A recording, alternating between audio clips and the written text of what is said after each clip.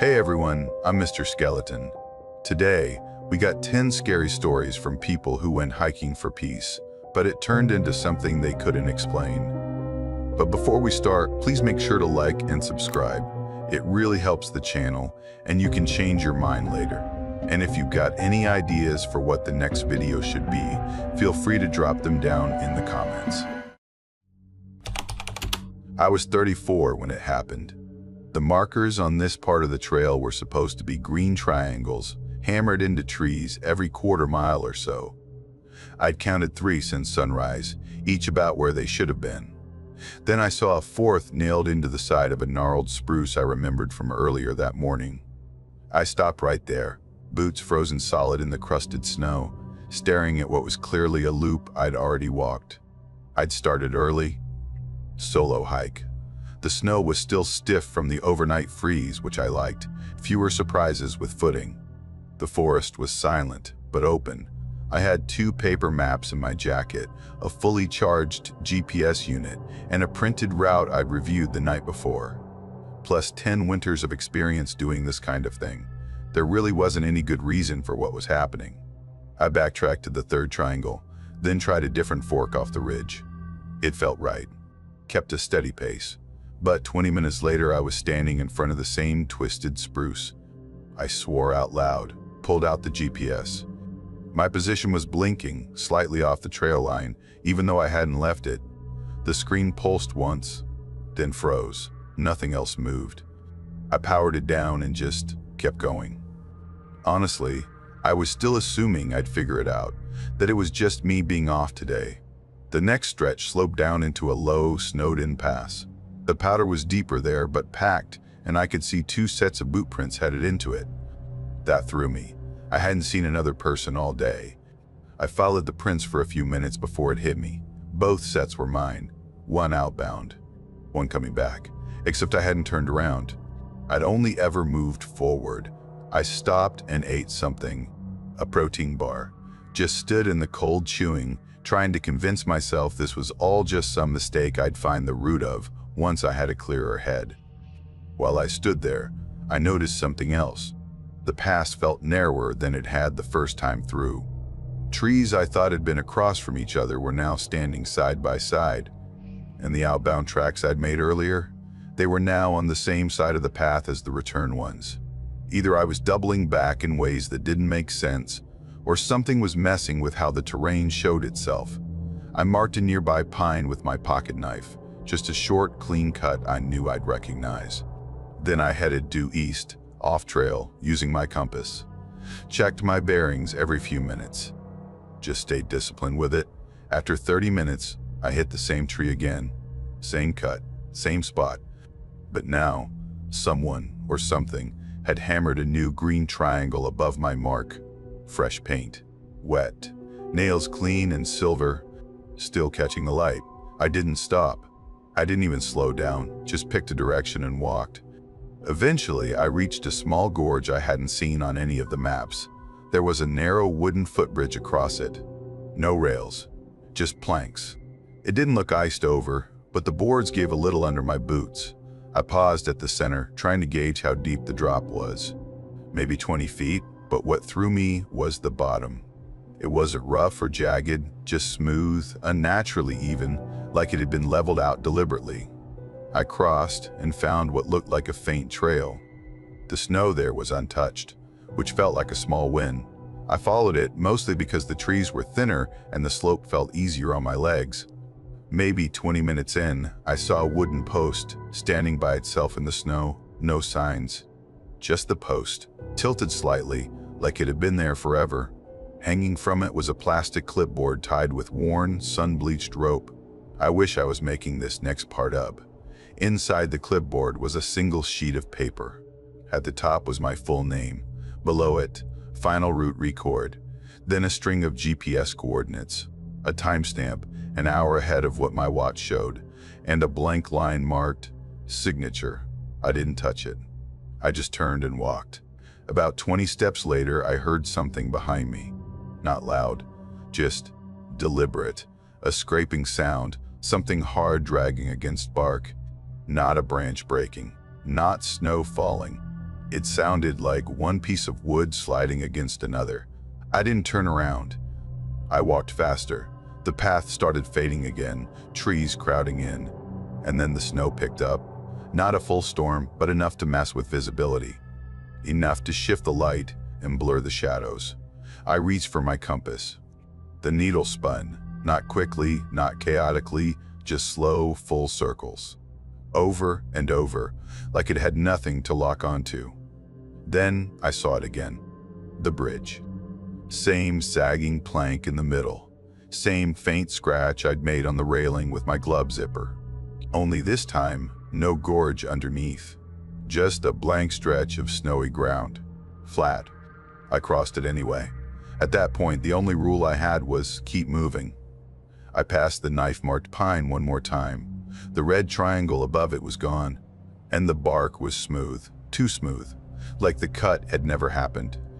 The trees started to thin again, and I spotted a row of white stones peeking through the snow, perfectly spaced, like someone had laid out a path. At the end of the stones was a wooden structure, a lookout tower. No signs, no trail junctions, no campsites nearby. Just the tower, old, isolated. I climbed, hoping for a signal. At the top, there was nothing, just a platform and a second clipboard nailed down. No paper this time, just an imprint on the backing board. Writing had been there. Recently, removed. As I turned to leave, my foot kicked something. A hiking pole, bent into a loop. Metal twisted like it had been coiled by hand. There were no footprints around it. No drifts. Just the pole lying there, waiting. When I climbed down, the wind shifted, and something felt off, not in the air exactly, but in the way the trees moved. One of them swayed on its own, then stopped too fast, like it had forgotten how wind works. I ran, hard, kept going until my chest hurt. When I finally slowed down, the clipboard with my name on it, the one with the final route record, was in my hand. I don't remember picking it up. I tore it in half, dropped it, watched both halves just sit there in the snow. No wind to carry them, no reaction at all. Then I heard a click, just one, sharp, mechanical, like a latch being reset. I turned around and saw a new marker nailed to a tree. Not green this time, black, burned into the bark, no paint, just a scorched triangle deep and clean. I backed up slowly, and suddenly the air didn't feel cold anymore. It didn't feel like anything, like I wasn't breathing normal air at all. I walked. Eventually, I hit a utility road, scraped clean, probably for snowmobiles. I followed it. A snowplow passed me, then a Forest Service truck. I flagged them down. The rangers asked where I'd come from. I told them I'd been south of Raven Spur. One of them, young guy, maybe 25, just frowned. Said that part of the range had been closed for prescribed burns last year. No open trails. Nothing accessible. They drove me back to the station. I didn't push the story. 2 days later, I went back with a guide. Same trailhead, same printed route. We hiked the whole section I'd marked on my map, but found nothing unusual.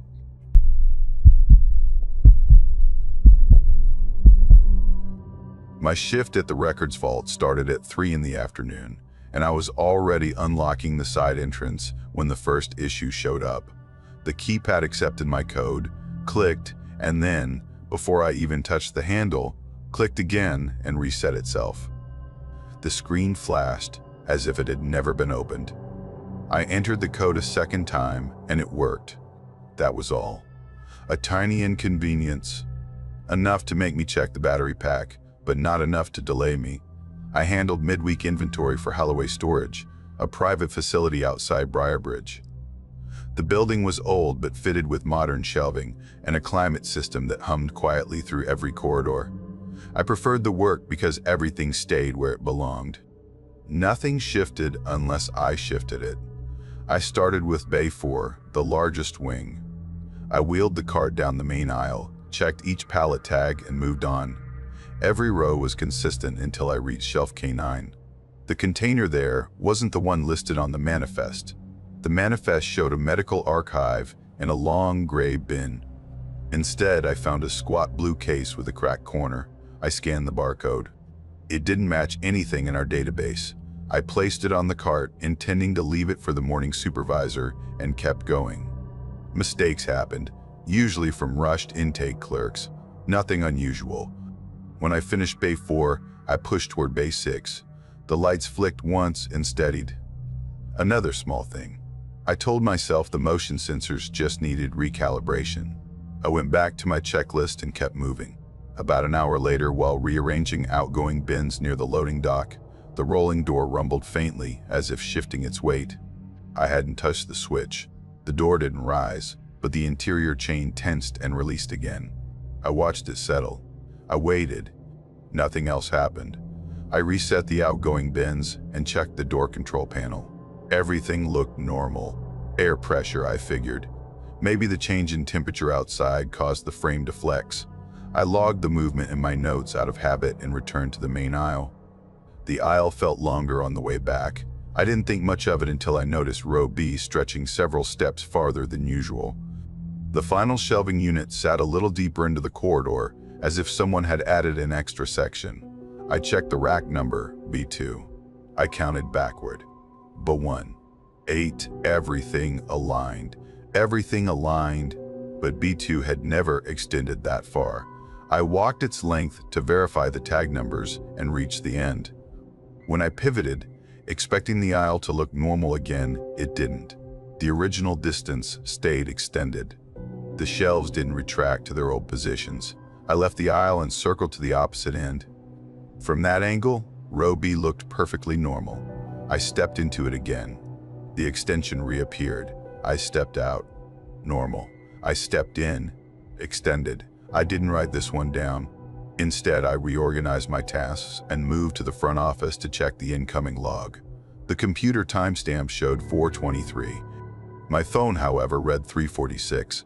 I reset the display settings, thinking the network had dropped, but the office clock hanging beside the exit matched the computer time. I checked my phone again, still 3:46. While I stared at the screens, trying to decide which time to trust, I heard the faint shift of plastic bins somewhere in the back, one sliding against another. That wasn't unusual by itself. The cooling vent sometimes vibrated enough to cause movement. But the shift repeated, twice, with the same spacing, too even, too steady. I went back onto the floor. The sound came from Bay 3. I followed it to the second aisle, but everything was in place. No boxes tilted, no bins loosened.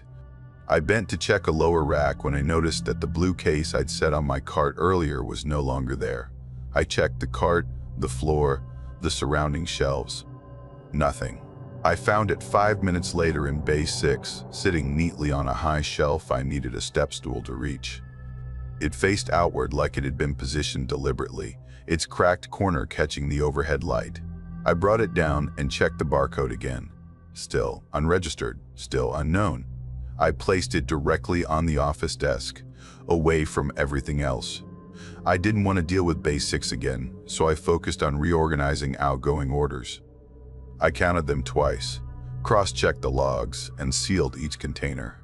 When I wheeled them to the dock, the rolling door chain tensed again, slowly, deliberately, as if someone on the outside gave it a careful pull.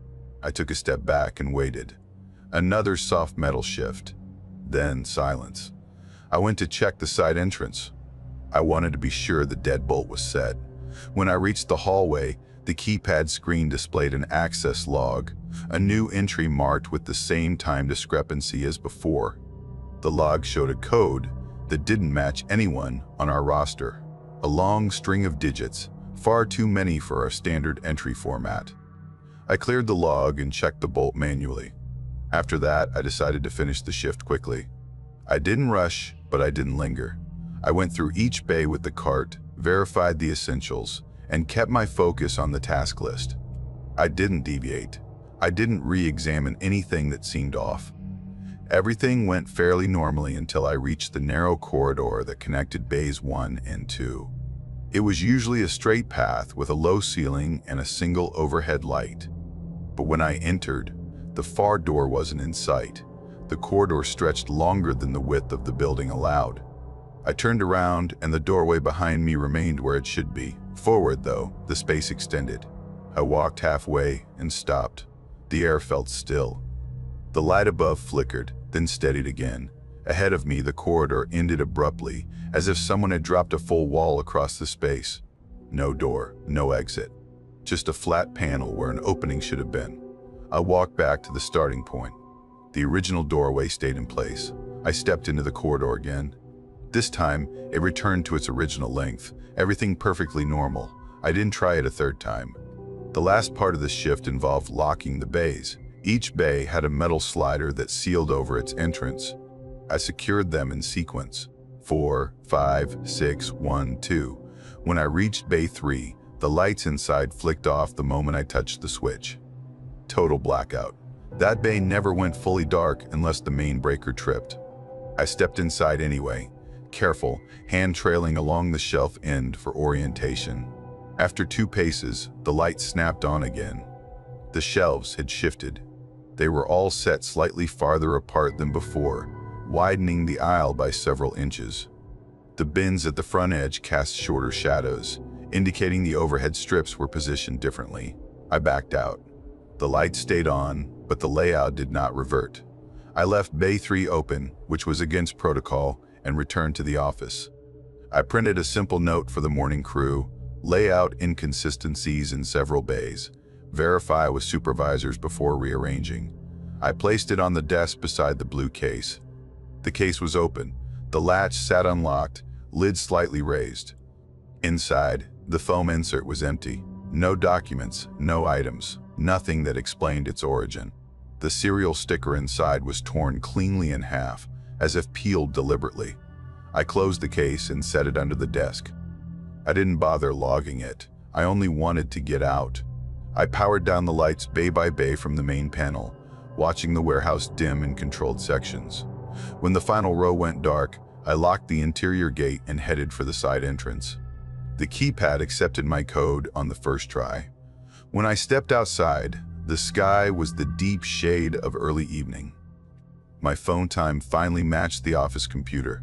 I walked to my car, started the engine, and left without looking back at the building.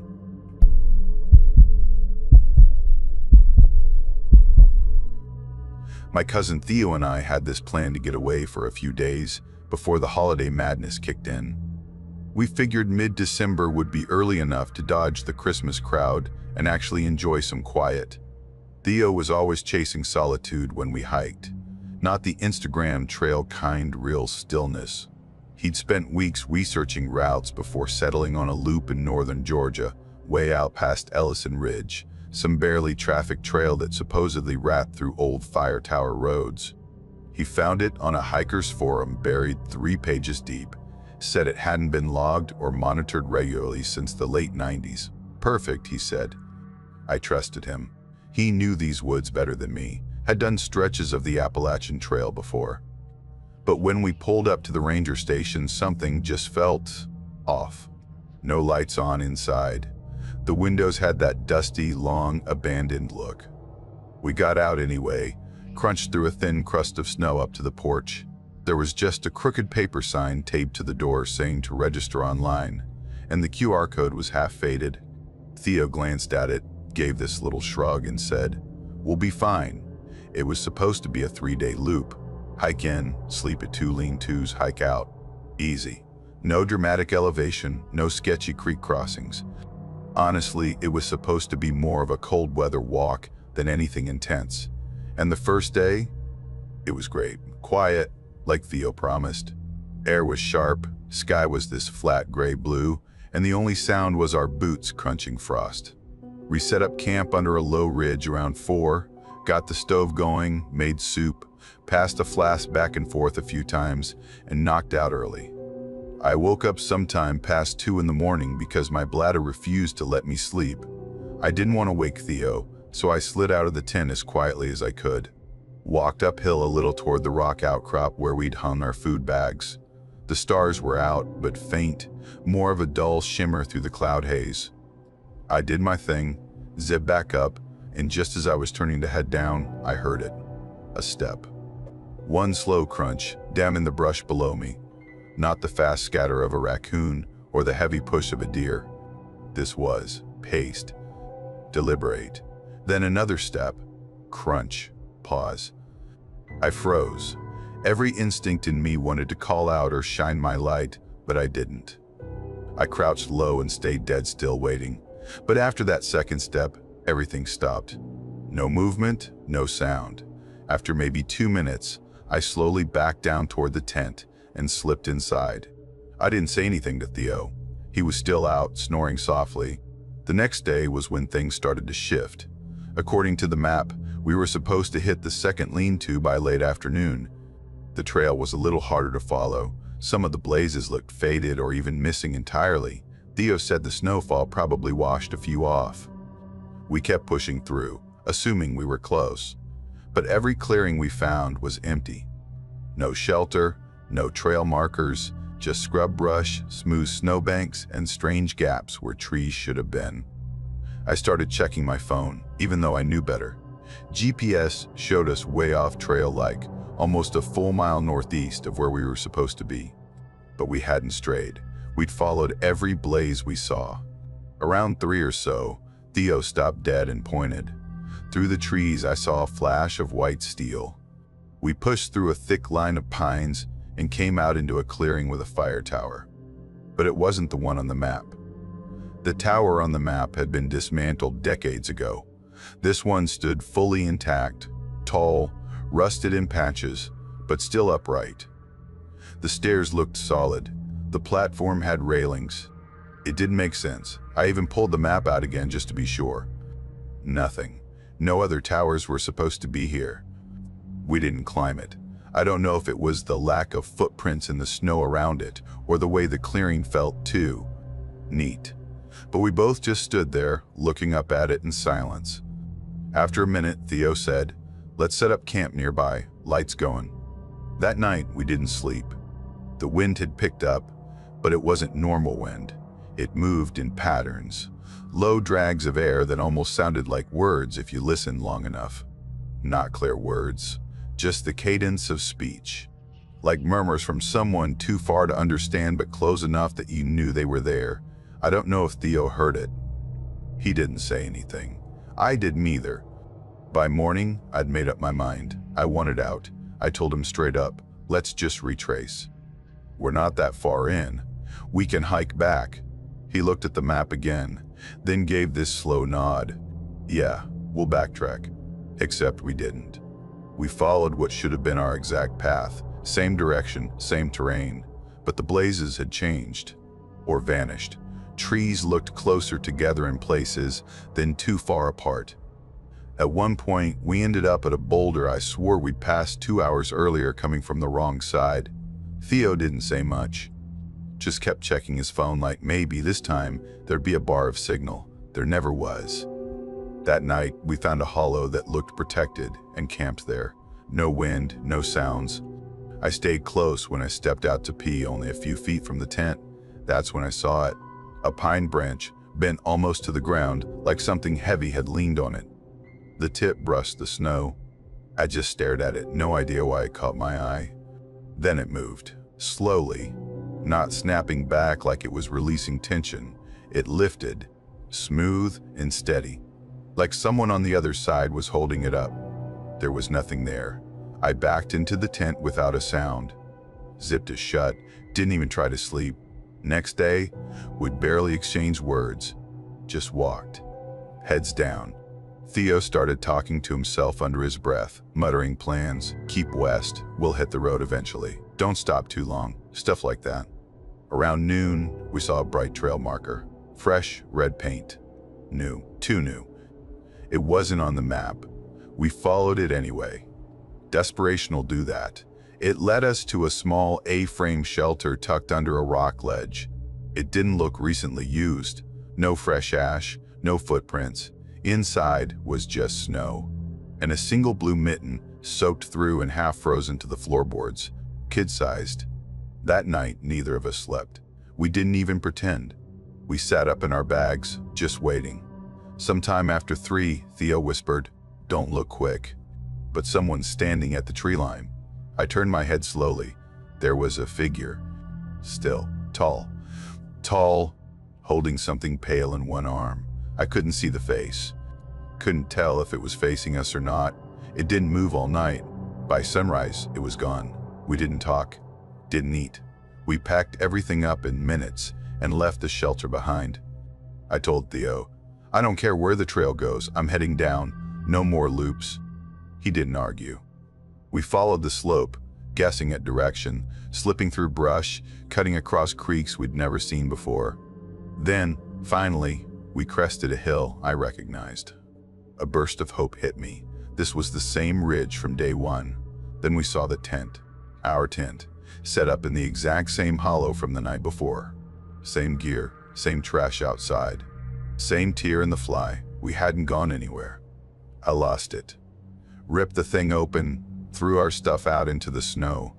I don't even know what I was hoping for. Some kind of proof that we'd made a mistake. That it wasn't ours. But it was. That was our last night out there.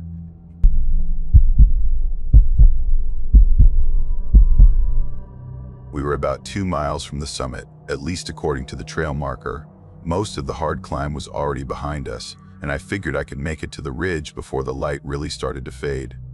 Rowan, my sister, was lagging a bit behind. She doesn't enjoy switchbacks and didn't mind if I went ahead to start unpacking.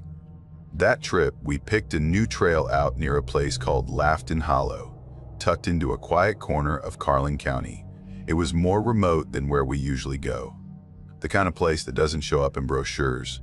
We parked just off a frozen service road around 6 in the morning. There were no other cars, no other footprints in the snow. That's what we wanted. We liked it when the world went still. The trailhead was covered in icy slush. Not ideal, but the ranger we spoke with earlier that week said it was passable. Told us someone had hiked the ridge 2 days before, no problems. So we started up. By the time I reached the ridge, the wind was biting a little harder. The light was gold and low, casting long shadows that stretched across the trail. The clearing we'd picked out from the topographic map was technically there, but the ground didn't match what we expected. It sloped unevenly and dipped down into a shallow, bowl-shaped depression. Not quite the flat terrain we'd hoped for, but I figured I could get the tent staked down if I worked at it. We'd camped on worse. As I stepped forward into the clearing to check out the spot more closely, something odd struck me. I glanced behind me to check my own footprints, mostly to gauge how much the snow had compacted. But the trail I'd just come up was completely smooth. No prints, not a single mark, just untouched, powdery snow. I backtracked a few yards. Still nothing. And then, just for a moment, I thought I saw something move down near the bottom of the basin. A shape quick and low slipping behind one of the bent trees. I stopped walking and stared, trying to make sense of it. But there was nothing. Just some brush, a few rocks, snow. I told myself it was wind playing tricks. The light had shifted. My eyes were tired, that kind of thing. Rowan arrived about 10 minutes later, pink-cheeked and frustrated that I'd stopped at a slanted spot. We had a small argument, not serious. Just the kind of irritated back and forth that happens when you're cold and tired. I told her I thought I saw something down the slope. Maybe a deer or a coyote. She didn't bite, just said, "Great, let's hope it doesn't come near camp," and started setting up. We pitched the tent, boiled a little rice and beans, and zipped ourselves into our bags before the sky lost all its color. The air got colder fast. I remember the inside of my sleeping bag felt colder than usual, like it had been sitting out longer than it should have. I told myself I was just tired. Around 9, I crawled out of the tent to pee. When I turned my flashlight toward the basin, I noticed something strange. The area below the trees looked darker than it had before. Not just in terms of nightfall, it looked flat, like the bottom was missing. There was no depth anymore, just blackness past the tree line. The kind that makes you feel like you're staring down into something deep, even if you're not.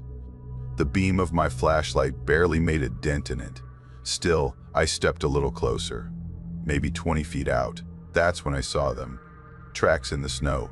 They weren't ours. Not boot prints. They were wide and flat, blunt at the ends.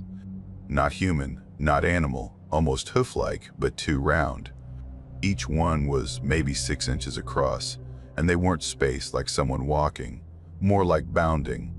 They crisscrossed the basin in odd patterns back and forth, then disappearing and starting up again 10 feet away, like whatever made them had jumped, or, I don't know, sunk and appeared somewhere else. The last few prints curved up toward our gear pile, just a few feet from the tent. I scanned the whole clearing again. Nothing moved. I walked back fast and shook Rowan awake. She groaned, pulled the bag tighter. I told her about the prints. She barely opened her eyes. "If it's not a bear or a person, it doesn't matter," she said. "Tracks freeze weird. You know that." I didn't argue. Just zipped the tent again and lay there listening. I expected crunching snow, maybe a twig snap, something, but there was nothing. Just stillness. Just stillness. When I woke up at first light, the prints were gone. The snow wasn't melted. It was just smooth again. Completely reset. We packed fast. Rowan said she didn't sleep well and wanted to skip the summit. I didn't argue. I didn't tell her what else I'd noticed. That my boots were wet, soaked through the heels like they'd been out in the snow all night. But I'd zipped them in the vestibule, same way I always do. And the vestibule flap was unzipped. The trail back down was marked, easy to follow. I kept an eye on the GPS anyway. But after 40 minutes of walking, we still hadn't cleared the ridge. The screen kept showing we were in the same spot. I thought it was just lagging until we passed a tree I remembered. A dead birch split down the center like a wishbone. I'd noticed it on the way up and pointed it out then too. I stopped, told Rowan. She stopped too. "We already passed that," she said. I remember the bark peeling like that. We both stood there for a few seconds. No one moved. We weren't lost. We'd followed every turn. The markers were all there. The GPS said we were heading the right direction. But the landscape was folding on itself. We started walking faster. Maybe a mile later, we came to a fork, 2 trails splitting off at a soft angle. One dipped into pine, the other stayed flat. Both looked worn, neither had signage, and we definitely didn't see them the day before. I was about to joke about flipping a coin when Rowan went still. She was staring at the snowbank next to us. There was a set of prints, same shape, same spacing, still not quite right. And the snow hadn't been stepped into. It looked like it had grown around the shape, formed into it. We took the other path. It straightened almost immediately, and the trees opened up a bit. For a second, I let myself believe we were in the clear. Then Rowan stopped dead in her tracks. She pointed ahead. "Tell me that's not our tent." About 20 yards in front of us, in a small clearing, was our camp. Still set up, still intact, just sitting there like we hadn't touched it. We hadn't turned around. We hadn't doubled back. The trail had been straight. We walked up slowly. I unzipped the tent. Our sleeping bags were there, still half zipped. My gloves were on top of mine. I picked them up. They were warm. Rowan was already backing away. "We're leaving," she said. "Now." We didn't speak for a long time, just walked. No idea what direction we were even headed. The GPS refused to load. And then the woods started repeating again. Same crooked trees, same bent pine, same fallen branch. It happened 3 times. Finally, we reached a clearing. In the center was a wooden post. No sign, just a rotted board with old nail holes and a rusted bracket. 4 trails split off from it, each one identical. The air felt heavy. My legs were aching. My fingers had gone numb in my gloves. Rowan walked toward one of the trails and pointed. "It's this one." I asked how she knew. She looked at me too long. "Because I've already been down the others." Her voice didn't sound like her. She turned and walked. I waited, then followed. We didn't talk. She stopped once to let me catch up. Her smile was off. I handed her a granola bar. She held it, but didn't eat it. We walked maybe another hour, and then, just like that, we hit pavement, a strip of road cutting through the trees. A frost-covered green sign, Route 211. Our car was parked 50 feet away, covered in frost. Everything inside untouched. We got in. Rowan turned the heat on. We didn't say a word until we were halfway back to town. We still talk, but we don't talk about that trip.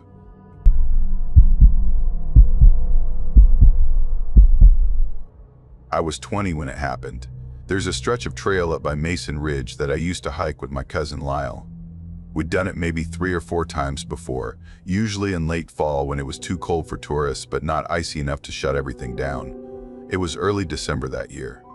No snow yet, just that hard chill in the air where your breath hangs and your boots crunch through a layer of frozen leaves. I'd just come back from college for break, brain fried from finals and needing something to shake it loose. Lyle called me up and said, "Let's do Bone Ridge this weekend." I didn't even think about it. Just packed a bag, threw on a few layers, and met him at his place the next morning. We parked his truck just off a gravel path maybe 5 miles into the woods. No signage, just a gate that was already half collapsed. First few hours were quiet, peaceful even. That kind of peace you only get way out in the trees, where everything moves slow and your thoughts finally catch up to you. We barely talked. It was the kind of silence that felt good. But around mid-afternoon, we found something that threw us off. It was this clearing we didn't remember from before, about 30 yards wide, surrounded by pines. Right in the middle were the collapsed remains of a structure. We walked a slow circle around the wreckage. Neither of us said much. Lyle crouched down and ran his fingers through the soil. There were these marks, long drag lines, deep into the frost, like something had been pulled out from the wreckage and hauled off. I remember the look on his face, not scared, just unsettled. After that, the air felt different.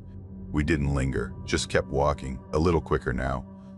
We made camp about a mile from the old tower, tucked the tent between 2 thick spruces, and set up a tiny fire, mostly for morale. It was cold enough that the flame barely did anything, but it gave off just enough light to keep the dark from pushing in too close. Lyle got the stove working eventually, but he was quiet. Even when I tried teasing him about the chains, he didn't bite, just sort of nodded and said, "Yeah, weird." Sometime after midnight, I woke up to this steady crunching outside the tent. Not branches snapping, more like footsteps, heavy ones. They'd stop for a few seconds, then start again, circling wide around us. I whispered, "Lyle, you hear that?" He didn't even turn over. Just said, "It's fine. Don't get up." That was the last thing he said until morning. Next day, he was different. Barely touched his breakfast, kept scanning the woods like he was waiting for something to jump out. When I made another joke, something dumb like, "Maybe it was the ghost of the chain guy," he just stared at me and said, "Not funny." I let it go after that. We made it to the tower by mid-morning. It looked the same as it always had. Rusted, broken stairs, fire-blackened base, but something felt off. It was too still. No birds, no wind. Even the clouds seemed like they were holding their breath. Lyle looked around for about 10 seconds before saying, "We shouldn't stay here." So we didn't. We turned back down the trail, heading the long way back toward the truck. That's when we passed a clearing again, and something was there that hadn't been the day before. A stack of rocks. Neatly piled, almost too perfect. Maybe knee-high, dead center in the path. Right on top was a piece of bark, curled and darkened by frost. Scratched into it, like someone had used a nail or a blade, were 3 words, "Do not run." I thought for sure it was Lyle messing with me, but when I looked at him, he was pale, lips tight. He just muttered, "That wasn't here yesterday," snapped a quick photo with his phone, and kicked the stack over. After that, we didn't even pretend to take our time. We moved fast, barely talking. The past started to blur. We kept seeing the same things: a crooked stump, a log that looked like a sleeping bear, a rock that jutted out like a broken tooth. I remember passing one of those landmarks twice, then a third time. No turns, no forks. We weren't looping back, but we weren't going forward either. Lyle's phone compass spun in place. Mine just refused to load. Around 4, we stopped to figure out if we'd somehow gone in circles. That's when I realized I couldn't hear anything, not even the crunch of our own boots. Lyle suddenly went stiff. "Don't move." I followed his gaze. There was someone in the trees, maybe 20 feet off. A man, or what looked like one. He was barefoot. shirtless, skin so pale it looked gray. He wasn't moving, just standing at this weird angle, head tilted, arms hanging way too low. He wasn't facing us exactly, just kind of turned enough to let us know he saw. I didn't even breathe. Lyle's voice was shaky when he whispered again, "Don't run." We backed away slow. I couldn't stop staring at the figure, but the trees eventually swallowed him from view. 15 minutes later, I turned to check behind us. He was there again. Closer this time, same pose, same angle, just watching. That's when Lyle broke. He took off into the woods, fast, crashing through the underbrush. I froze. Couldn't move.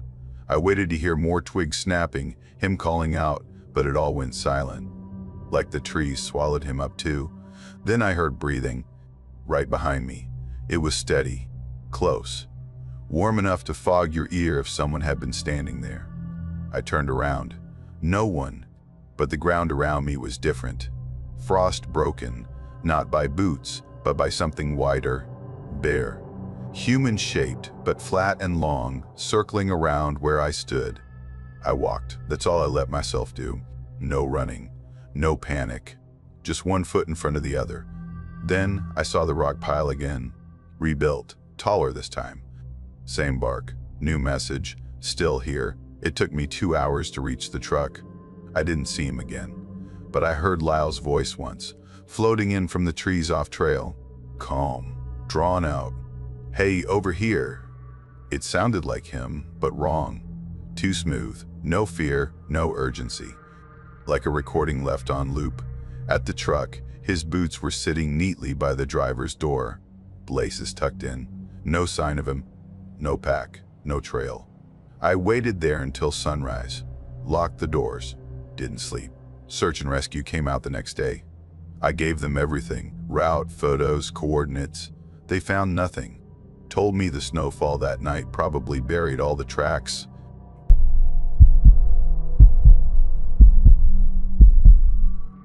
I was 31 when this happened, and back then I still did solo hikes without thinking twice. The last stretch was supposed to be more rugged old fire roads, half-maintained trails, maybe a weathered shelter or two if I needed one. I passed a faded shelter marker that morning, nailed to a warped post. I remember the arrow pointing left, the woods splintered at the base. That was supposed to be the last maintained part of the trail. After that, it was all informal, no signs, just rough paths and landmarks from old maps people posted online.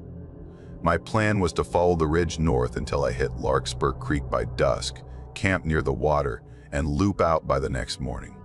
It was maybe 3 in the afternoon when I reached a strange split. One path curved gently with the ridge, exactly what my map showed. The other went straight. It didn't look like much, just a faint line through the snow. No prints, no signs, but something about the way the trees leaned over it gave me pause. They curved inward just slightly, like they were framing the trail instead of growing around it. I don't know why I decided to follow it. Curiosity, maybe. Boredom. You can only stare at the same kind of trees for so long before a bit of oddness feels worth exploring. I told myself I'd give it 15 minutes. If it led nowhere, fine, I'd turn back. The trail dropped a little in elevation and narrowed out quickly. It felt like it hadn't been used in years, but it was still there, still just enough path under the snow to suggest it had once mattered. I stepped around a few downed branches, careful not to twist an ankle, and then I saw them. Footprints. Fresh ones. Perfect treads in the snow, like someone had passed through less than an hour ago. I knelt down, expecting to see something familiar. Maybe a heavy hiking boot, or even trail runners. But the shape was strange. Square at the heel, oddly uniform. Too clean, too sharp. Like they were made by something trying to look like a boot, rather than actually being one. And the stride was off. Too long. I'm 6 feet tall, and these steps were spaced like someone with legs half again as long as mine. I couldn't picture anyone walking that smoothly on this terrain without slipping. I stood there longer than I should have, staring at them. Then I called out. Not loudly, just enough to let someone nearby know I was there. No answer. Just wind and cold. Against my better judgment, I kept walking. It wasn't even a decision. I just moved forward. The prints continued for a bit, and then, without warning, they veered off the path and into the trees. Straight line. No turning, no hesitation. Just a direct path through the undergrowth. I stopped again. My brain caught up to my body, and something told me this wasn't just a detour. It felt deliberate, too clean, too neat. That was when I turned back. The trail behind me looked the same, but something felt off. Not in a dramatic way, just unfamiliar. I walked back toward where I thought the shelter marker had been. It was gone. No post, no carving, nothing. I walked back and forth trying to find it, but the only thing there now was a ring of stones poking up through the snow. They didn't look like they'd been naturally placed. More like they were arranged, but not perfectly. A rough ring, with one side broken open like someone had kicked it. My hands were getting cold from digging around, so I gave up and checked my compass. It pointed due south. That would have been fine if the ridge hadn't been supposed to run west at this point. I turned it in my hand, tapped it once, still south, which meant everything behind me was suddenly wrong. I tried to shake it off, told myself I'd just gotten turned around and overreacted. That happens, especially in the snow. So I chose a direction that felt right and started moving. The sun had started dropping by then. Everything was washed out, gray sky, white ground, black trees. I pushed on until I saw a clearing ahead, and that's where things got really weird. There were footprints in the middle of it. Mine, not similar ones. Mine, same tread, same wear, same place where my left heel drags just a little deeper. They walked straight into the center of the clearing and stopped at a small pile of branches. A messy stack, not natural, like someone had gathered them but never burned them. My prints ended right there. No turn, no doubling back. Just stopped. I'd never been there before. I was sure of that. I backed out of the clearing and started climbing again. I figured if I could gain elevation, I'd be able to see something familiar. It was slow going. My legs were starting to feel it, and the snow had thickened without me realizing. But I made it to a small ridge and looked down. Same clearing, same pile of branches, same set of footprints ending exactly where mine had before. And I hadn't been walking in a circle. I'd been climbing in a straight line. That's when my stomach turned over. The kind of dread that doesn't come all at once, but creeps up and sits behind your ribs. I made camp on that ridge, pitched the tent fast, and locked the zipper. I didn't even cook, just crawled into my bag and tried to stay warm. The temperature dropped hard, low 20s, maybe colder. The wind picked up around midnight, just enough to brush branches against the tent every now and then. Light tapping, not enough to scare me, just enough to keep me alert. And then, around 3, I heard a zipper. It came from outside the tent, too far to be a flap moving in the wind. Just a soft, slow unzip. Then nothing. Silence again. I didn't move. I didn't even breathe for a full minute. When morning came, I waited until the light came through the tent wall before crawling out. My knees were stiff. My boots were frozen. I moved like I was underwater. About 30 feet away was another tent. Same make, same model, same color. Even had the same patch I'd put on mine last year after a squirrel chewed through the mesh. It wasn't zipped up. Inside were my boots, or at least they looked like mine. Same scuffed toe, same frayed loop on the back, same laces. But the snow around the tent was untouched. No prints, no drag marks. Like the whole thing had just appeared. I didn't touch it. I didn't even look inside beyond the boots.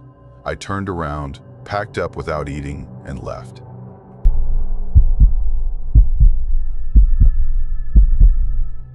I was 23 when it happened. It was one of those winters that just wouldn't let up, snowfall after snowfall, week after week. I was living in Garber's Mill at the time, a small town that always felt like it was waiting for something to happen. I waited for the last storm to blow over, then packed light, just my bivy bag, stove, food, and a beacon in case something went really sideways. That morning, I parked just off a utility road, close to where the trees start to crowd the old service gate. My car was the only one for miles. I should have taken that as a comfort, but the silence felt different. Not ominous, not yet. just sharper than usual. Snow covered everything, not even deer tracks, just a smooth white sheet broken by a few fallen branches and the skeletal frame of a deer blind, half buried and collapsed about a mile in. I remember glancing at it longer than usual, maybe because it looked freshly broken. Hard to tell with snow, everything looks new. My plan was to climb up to a rock shelf that juts out near the northern ridgeline, kind of a natural overhang with just enough room beneath to sleep dry. I'd slept there before. Quiet spot, solid shelter, and a nice view when the sky's clear. I figured I'd make camp, boil some food, sleep, and come down the next morning via a creek bed trail that loops back toward the main road. The hike up was peaceful. No crunch of branches, no wildlife, not even the sound of wind through the treetops. At first, that silence felt almost sacred. It wasn't until I'd stopped moving that I noticed how wrong it felt. No wind, no ambient forest noise, no small movements, just stillness. I told myself it was normal. Heavy snow muffles everything. It's why people love walking in it. But the quiet had this tight, compressed, feeling like sound was getting swallowed up before it even reached me. By the time I got to the shelf, the sun was already low. Hard to tell how late it was with the cloud cover, but it felt earlier than it looked. The snow played tricks on the light. I boiled some water, added it to a pouch of dehydrated chili that tasted like spiced cardboard, then tucked into my bivy sack and listened to the silence. I drifted in and out for a few hours, warm enough to rest, but not deeply asleep. Sometime in the middle of the night, I woke up. No sound, no dream, no clear reason, just wide awake in a way that didn't feel natural. The kind of alertness that makes your skin feel too tight. My hands were cold. I remember that first, reaching for my flashlight more out of habit than need. But then, I stopped. I saw something out of the corner of my eye. There were tracks in the snow. The shelf I was under had a bit of overhang, so the snow hadn't reached right up to me. But about 10 feet out, where the slope dipped and the trees spaced out, I saw a line of prints crossing the fire road I'd hiked up earlier. Not boot prints. Not animal tracks either. They looked stretched, like fingers or claws. Each one maybe a foot long, with narrow depressions dragging behind them like something heavy had slid through. I tried to reason it out. A wounded elk maybe? Or a bear dragging its leg. But the spacing was off, the symmetry too clean, and there weren't two sets. No approach and no retreat. Just one long drag line across the trail, like it had passed directly through. I didn't move, just stared. Snow had started falling again, light flakes, barely visible in the dark. I watched as the tracks slowly faded under the fresh layer, until they looked more like shadows than imprints. I didn't get out of my bag, didn't even unzip it. I stayed exactly where I was until the sky started to lighten. I didn't eat breakfast, just packed everything in near silence and got moving fast. Doubling back didn't feel like a good idea. I couldn't explain why. The rational part of me wanted to. That trail was faster, more familiar. But some part deeper down said, don't go that way again. So I took the long route, a steep drop into a ravine that followed a frozen creek back toward the highway. It was messier terrain, but manageable. By mid-morning, it had warmed slightly. Big clumps of snow started falling from the trees like wet fists. I kept my hood up and eyes down, watching for ice patches. The trail narrowed between some boulders, and that's when I saw them again. The same tracks, same size, same dragging motion, crossing the path just ahead of me. No matching set, before or after, just another perfect line. No more than 30 feet away. And this time, they were fresh. No snow had softened the edges. No wind had dusted them over. These had been made minutes ago, maybe less. I crouched down, heart pounding harder than I wanted to admit, and looked closer. You could see where the ends of the prints pressed down like nails or claws. Not like animal claws, though. Too narrow, almost delicate, but strong. The drag marks this time were deeper, cutting into the snow like something had shifted more of its weight forward. I stood up and turned off trail without thinking. No more analysis. No more guesses. I needed out. The slope down to the creek was steep. I grabbed onto roots, branches, anything I could to stay upright. Slipped a few times, got a snow burn on my wrist catching myself. I didn't care. I had this growing pressure in my chest like I was being watched. Like the moment I stopped moving, something was going to step out from behind a tree. Once I hit the creek bed, I stayed right in the middle of it. The ice was thick in some spots, thin in others, but I figured it would make me harder to follow. The water moved under the ice in faint gurgles, just enough sound to remind me that something in the world was still alive. And then I saw the rock. About 10 feet above the creek bend, there was this wide, flat boulder jutting out from the ravine wall. On top of it were two handprints in the snow. But they weren't right. They looked like human hands, but stretched. Longer fingers, too many joints, pressed deep into the snow like whoever made them had braced themselves there. But the snow around the prints was untouched, no climb marks, no trail leading to or from the ledge, just those prints, like something had appeared, pressed down hard, and vanished. That's when my brain stopped trying to explain it. I didn't want answers anymore. I just wanted distance. I ran when I could, tripped, scrambled, grabbed trees to stay upright. My legs were cramping, and I didn't care. I pushed straight down the ravine until I saw asphalt through the trees.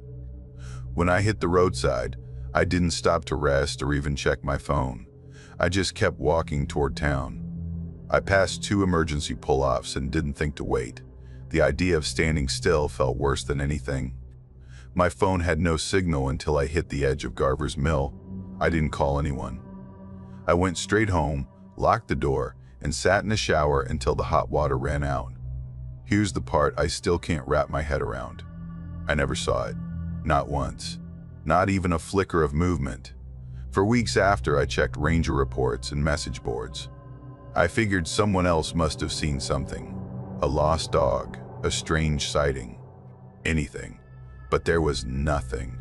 Until a month ago, when I was killing time at the Ashwood Regional Library, digging through old forestry documents they digitized into their archives. Just curiosity. I wasn't expecting anything.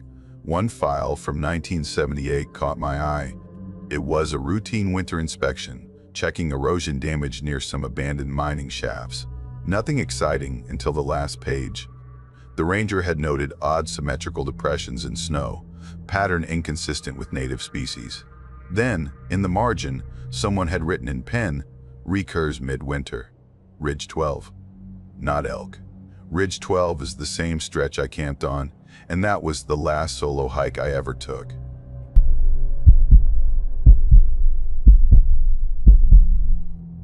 I'd taken a week off work and figured I'd do something low-key, somewhere quiet.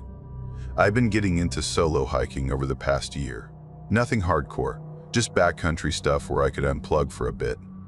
That winter, I picked a stretch of the lower Appalachians near a little town called Willow Pass. There's a cabin along that route that's technically open year-round, one of those bare-bones structures meant for off-season hikers who don't mind roughing it. No electricity, just a wood stove, a cot with a paper-thin mattress, and, this part didn't stand out at the time, a locked hatch in the corner of the floor. I stayed there 4 nights. First 2 were exactly what I needed, just silence, snow, and the sound of wind moving through trees. On the 3rd morning, I noticed something strange. Boot prints. Fresh ones. They didn't come from the trail though. They started right at the tree line behind the cabin and walked straight up to the porch. Same size as mine. Same tread, but they didn't keep going. They stopped at the base of the steps. Just stopped. No signs of turning around. No extra scuffs or slide marks. Just a clean set of prints pointed at the cabin. I stood there for a long minute staring at them, trying to come up with something that made sense. Snowmelt? Maybe. But they were too sharp, too fresh. I even looked around for animal tracks, thinking something could have messed with the snow. Nothing. That night, I locked up tighter than usual and moved my sleeping bag to the far corner of the room, out of view from the windows. I tried not to think about it. Sometime around 2 in the morning, I heard it. A single footstep on the porch. 1, just the weight of it pressing into the wood.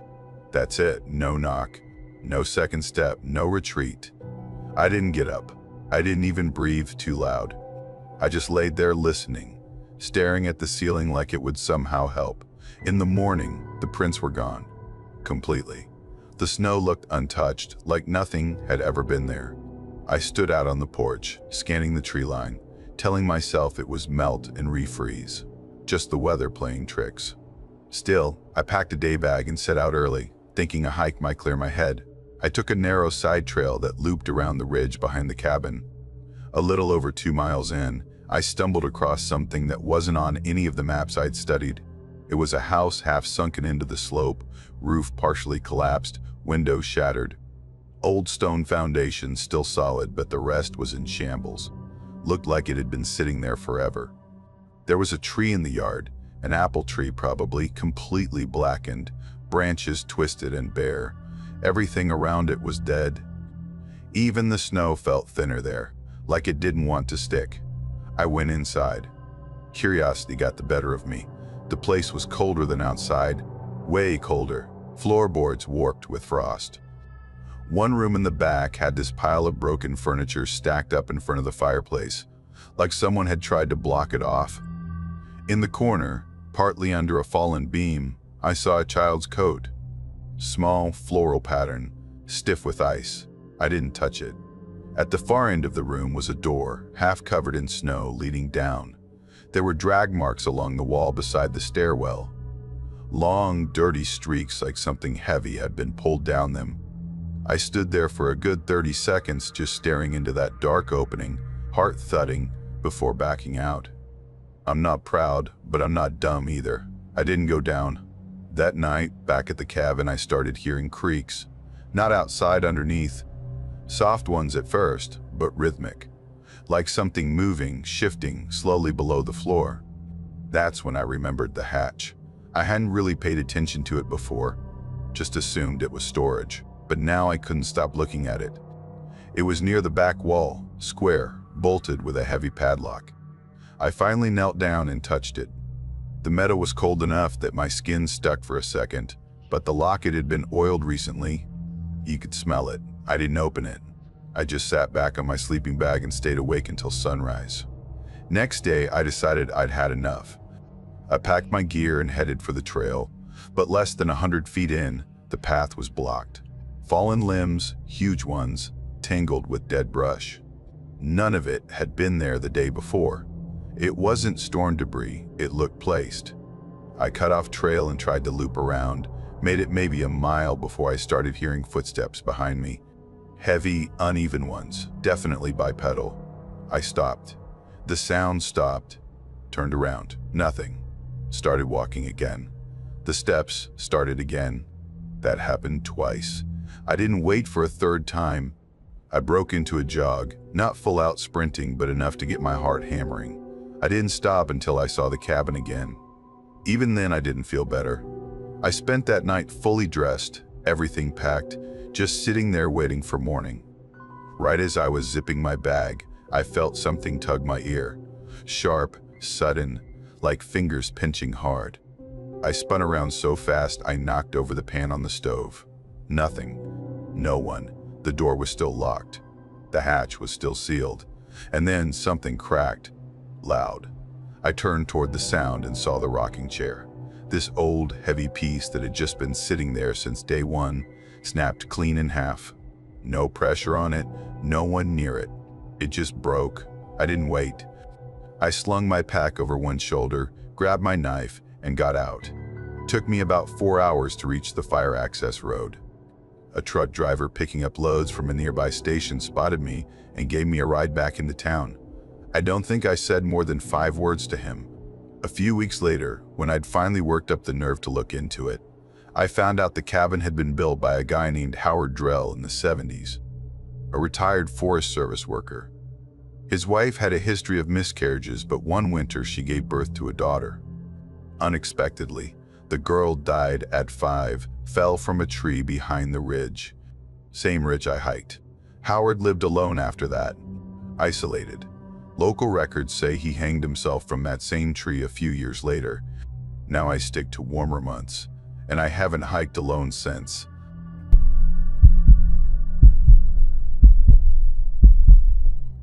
My cousin Jonah and I were out hiking the Tallow Ridge Trail in southern Kentucky, doing a 2-day loop we'd tackled once before in the fall. This trip was right after Christmas, late December.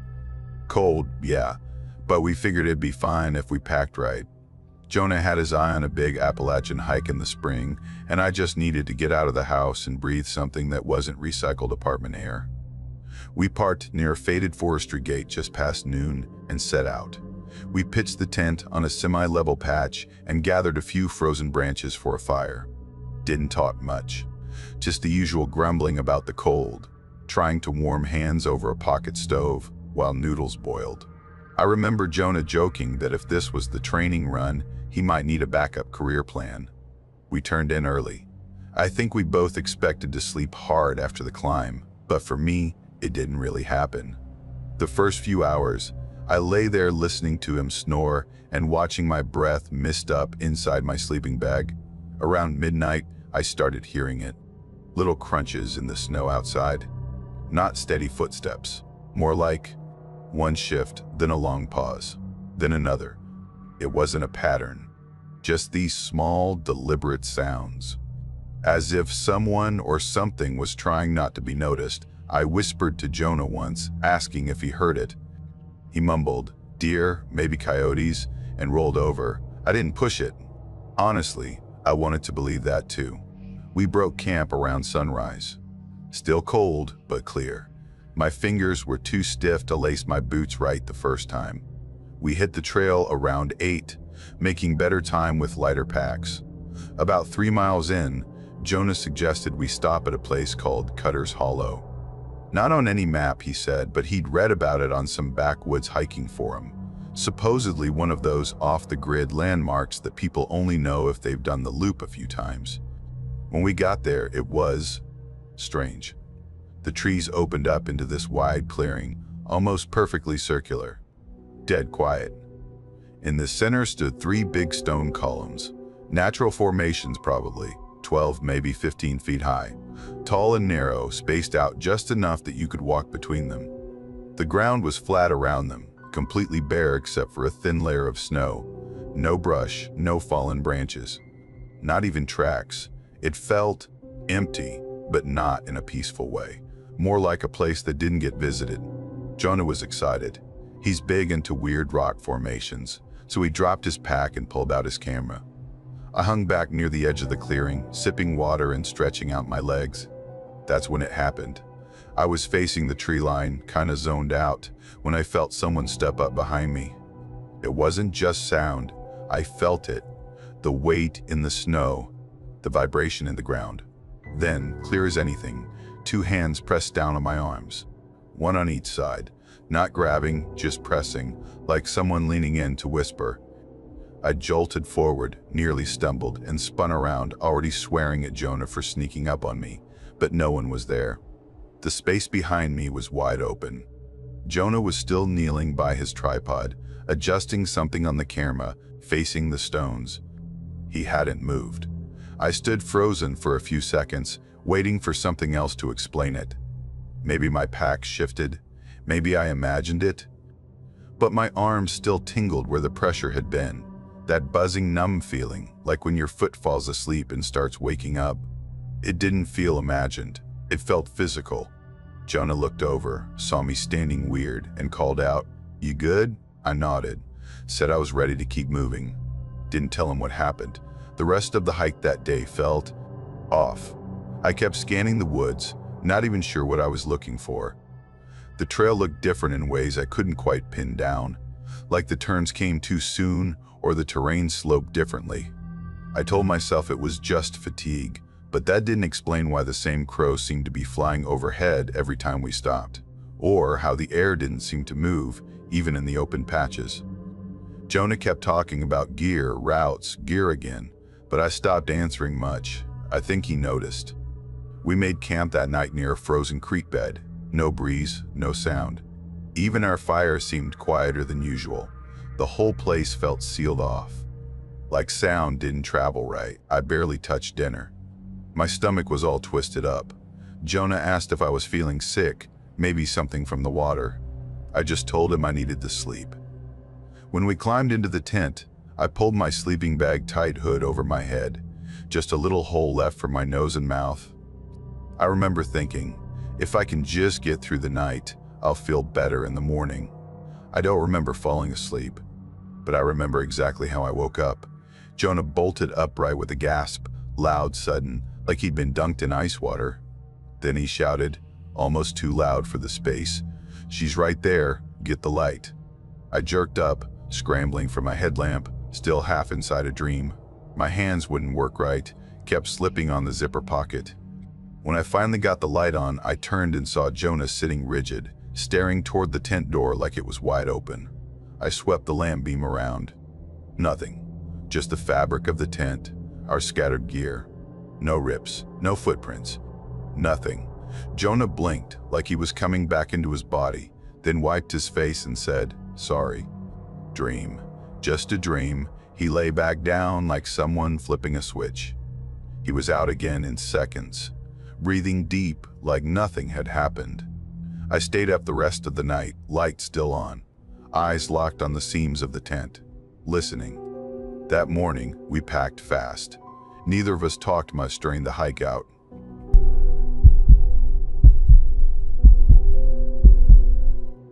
I was 32 when I took a week off to hike solo through a stretch of forest near a place called Graver's Hollow, somewhere in the lower Blue Ridge.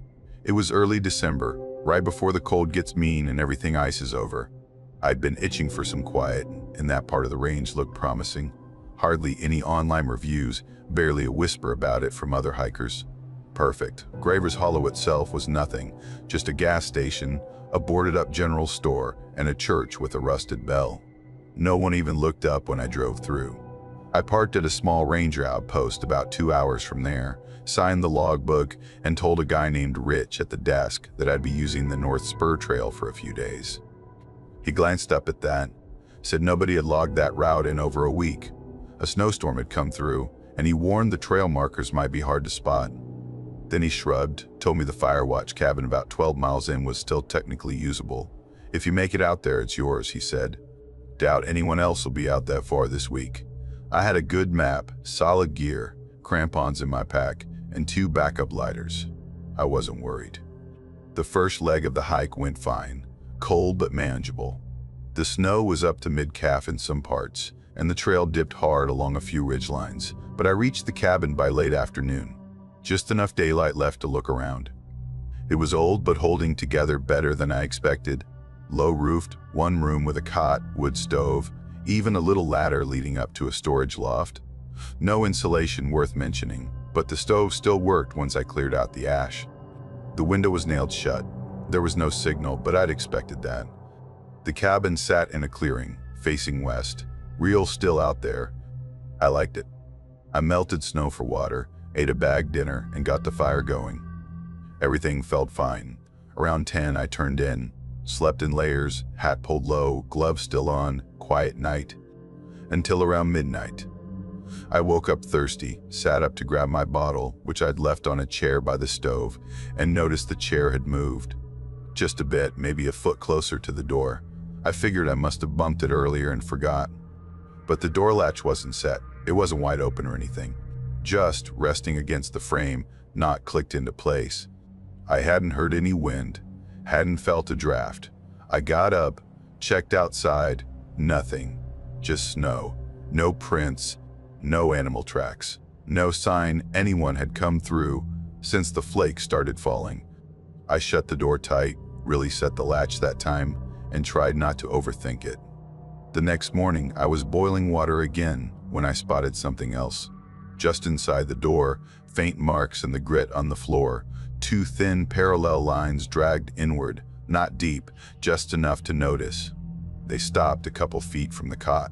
They looked like ski poles maybe, or walking sticks, but too long, too far apart, and I hadn't seen them the night before. I scuffed them out with my boot and didn't dwell on it. I ate, grabbed my day pack, and followed a smaller trail that looped down into a ravine below the cabin.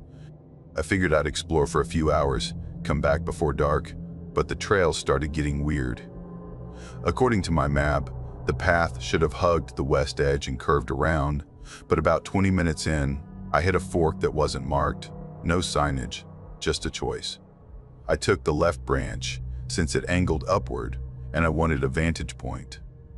After some climbing, I crested a ridge and saw the same fallen tree I'd passed on the way down, my own tracks, coming from the opposite direction. I hadn't turned around. I know I didn't. The trail had shifted under me, or something had. I headed back to the cabin. Light was fading, and in the woods that time of year, dusk comes fast. I got another fire going, tried to write in my journal, and realized my pen was missing. It's a dumb detail, but it bugged me. I always clip it to the notebook. I checked the cot, my coat, my pack. Nothing. I found it an hour later, jammed into a crack behind the stove. Deep in there, like it had been pushed.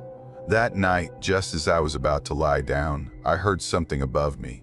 Not loud, just weight shifting, softly. A faint brush against the wall in the loft. The kind of sound you'd hear if someone slowly turned over while lying on their side. There was no one up there. I checked it. Just insulation and a nailed window. I didn't go look. Instead, I dragged the chair under the loft's opening, sat down with my boots on, and my headlamp still clipped on. Fire low, eyes up. Didn't sleep. At first light, I packed up. I had planned to hike out the same way, but there was an old fire road marked on the map cut diagonally across the ridge. Would save me 3 miles if I found it. I figured if I could spot the start of it, I could make it back before sundown. But nothing out there looked right. Trees, rocks, little clearings, all familiar but wrong. Like someone had rearranged the forest just slightly. I'd see a marker, head toward it, and it would vanish behind me. At one point, I came across a tree with a clear notch in the bark. Obvious tool mark. I circled to check for others. When I came back around, I reached the same tree from the other side without ever turning. That trail didn't curve, it folded. It folded. By late afternoon, the sun was dropping and I was back at the cabin. I didn't mean to be. I stood at the edge of the clearing, watching it. Everything looked the same. No new prints, no sound, just stillness. The door was open. Not wide, just enough. A few inches. Enough to show it hadn't latched. Again, I walked up slowly, looked around. Nothing disturbed, except the chair was now across the room, facing the stove, and my journal was open on the cot. One sentence written across the page, in handwriting that definitely wasn't mine. You shouldn't move the chair. I didn't touch it, didn't grab anything. I left, didn't follow a trail this time. Just went downhill, crashing through underbrush and slipping on frozen patches until I hit a stream. I followed it for what felt like hours, until it opened into a clearing where a plow truck was parked near a utility road. I must have looked half crazed, waving my arms. The guy driving it let me climb in without asking much. He asked if I'd gotten turned around. I told him I'd stayed in the fire cabin up past the ridge. He gave me this look and said, "The one that burned down?" I blinked at him. "No, it's still there." He shook his head. "No, man. That one caught fire 2 winters back. Chimney collapsed. They never rebuilt it. Nobody goes up that far anymore." I was shocked, but kept my mouth shut the whole ride back. I never went back there. Didn't even tell anyone until now.